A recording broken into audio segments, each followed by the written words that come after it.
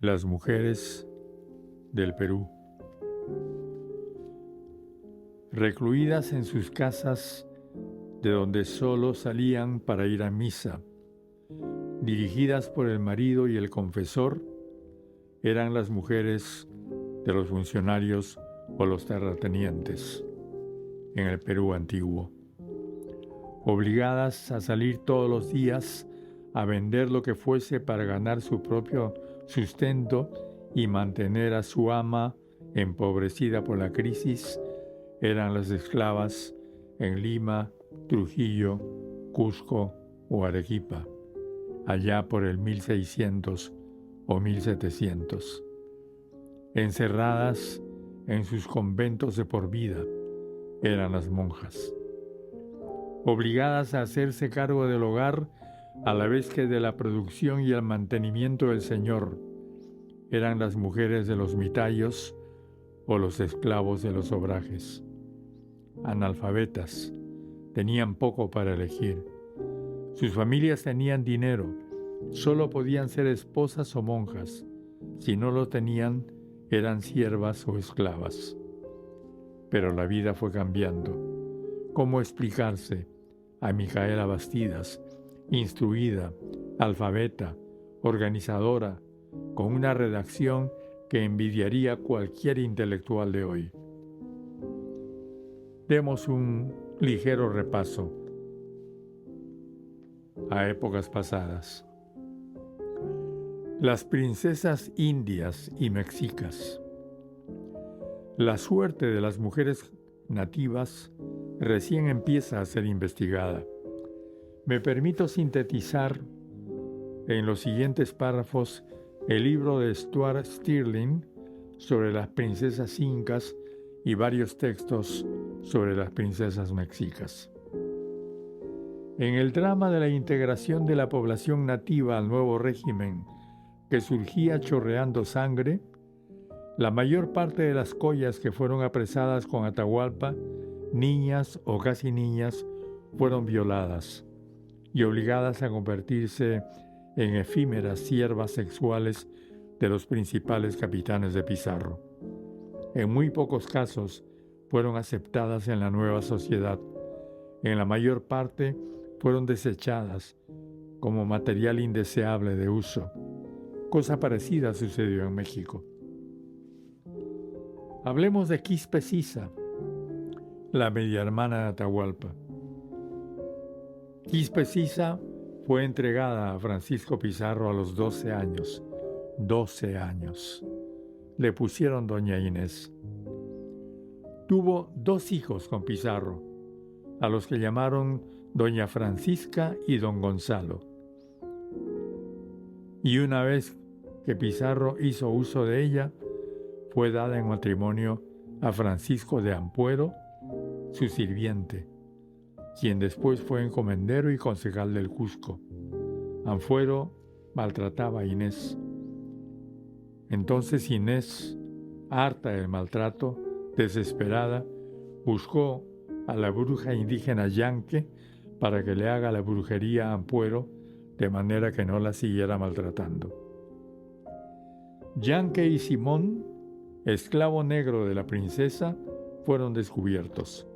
Los apresaron y torturaron. Hubo un largo juicio. El 1 de febrero de 1547, la bruja Yanque y el esclavo Simón fueron quemados en la plaza de armas del Cusco en presencia de Inés. Maltratada sin remedio, sin consuelo para su desesperación, fue obligada a contemplar cómo se retorcían sus amigos entre las llamas e iban siendo asfixiados por el humo. 8 años más tarde de la quema de Yanque, Doña Inés testificó a favor de sus hermanos de raza, hijos de Atahualpa, don Diego y don Francisco, pidiendo una pensión de la corona para ellos y una encomienda de indios, porque el conquistador Diego de Trujillo los tenía al hambre y vivían de la caridad de los dominicos. Se les dio una pensión de 600 pesos de plata. Garcilaso de la Vega Fue compañero de escuela de don Francisco, uno de los hijos de Atahualpa. Tuvo que permanecer casada con el abusivo Ampuero hasta su muerte en mayo de 1575. Fue una mártir. Fue sepultada en la iglesia del convento de la Merced en Lima. Y ahora hablemos de Francisca Pizarro, hija de Francisco Pizarro e Inés Huaylas. Doña Francisca Pizarro fue hija de Francisco Pizarro e Inés Huaylas y nieta de Huayna Cápac. Cuando murió su padre, Francisco Pizarro, ella y su hermano, que falleció, fueron reconocidos como legítimos herederos del conquistador por el emperador Carlos V en una real cédula del 12 de octubre de 1537. Tras el fallecimiento de su padre, la heredera doña Francisca se convirtió en viuda y rica. Empezó a ser cortejada por españoles notables, entre ellos Gonzalo Pizarro, que tenía entonces 30 años. Por supuesto, no era el amor a la mujer, sino a la herencia. En el Consejo de Indias, en una época en que los matrimonios formaban parte de estrategias de poder, se temió que Gonzalo y Francisca podían formar una pareja poderosa para coronarse reyes del Perú. Se ordenó entonces el retorno de la familia Pizarro a España, e incluyendo a Francisca. Gonzalo fue derrotado por Blasco Núñez de Vela y Pedro de la Gasca en Jaquijahuana, y entonces Francisca fue llevada a España en 1550, acompañada por su padrastro, el abusivo Francisco de Ampuero, segundo esposo de su madre Inés Huaylas, que se había convertido en alcalde de Lima. Casó en primeras nupcias a los 20 años con su tío, Hernando Pizarro, y tras el fallecimiento de este en 1580, casó en segundas nupcias con un aristócrata, Pedro Arias Portocarrero, hijo de los segundos condes de Puñonrostro, y se trasladó a la corte de Madrid. De la unión con Hernando Pizarro tuvo 5 hijos: Francisco, Juan, Gonzalo, Isabel e Inés, cuya existencia se extinguió. Vivió en la corte gozando de su fortuna. Fue la promotora de la construcción del Palacio de la Conquista en la Plaza Mayor de Trujillo, España, de la Catedral de la Plaza Mayor en Lima, del Convento de la Merced en Trujillo. Y ahora hablemos de otra mujer, Curig Samay, la sobrina de Quispe Sisa. La sobrina de Quispe Sisa, Curig Samay, fue violada por Felipillo. Trató de matarse al presenciar la muerte de Atahualpa. Pizarro la tomó como segunda mujer y le dio el nombre de Doña Angelina. Tuvo con ella 2 hijos, don Francisco y don Diego. Como le era usual, Pizarro, luego de hacer uso de ella sexualmente, la abandonó y ella regresó de Lima a su Cusco natal. Diego de Almagro la tomó prisionera y, por supuesto, fue violada también junto con otras mujeres indias de los conquistadores partidarios de Pizarro cuando Almagro tomó Lima. La violación de las mujeres era una cosa usual en aquella época. Muchos años después, casó con Juan Díaz de Betanzos, autor de la Suma y Narración de los Incas, que trabajaba como traductor y fue intérprete del gobernador Vaca de Castro. Díaz la ayudó a conseguir una pequeña encomienda cerca del Cusco. Cuando Angelina murió, Díaz se quedó con la encomienda y se casó con una española. Marca Chimbo, hija de Huayna Cápac. Marca Chimbo, hija de Huayna Cápac, fue violada por Diego de Almagro a los 13 años y dada a él, Almagro, por el medio hermano bastardo del Inca Manco, títere de Pizarro en ese momento. Fue bautizada con el nombre de Doña Juana. Vio decapitar a Almagro por el hermano de Pizarro. Fue entregada a Juan Balsa, soldado de Almagro hijo, con quien vivió 2 años. Tuvo un hijo de Juan Balsa. Tenía una escolta de sirvientes indios. Asistió a la batalla entre Almagro hijo y Vaca de Castro en Chupas, Ayacucho, cuidando los lingotes de oro que su marido había robado. Muerto su marido, Juan Balsa, a manos de su propia escolta de indios, cuando trataba de huir, el gobernador Vaca de Castro la dio en matrimonio a Francisco Villacastín.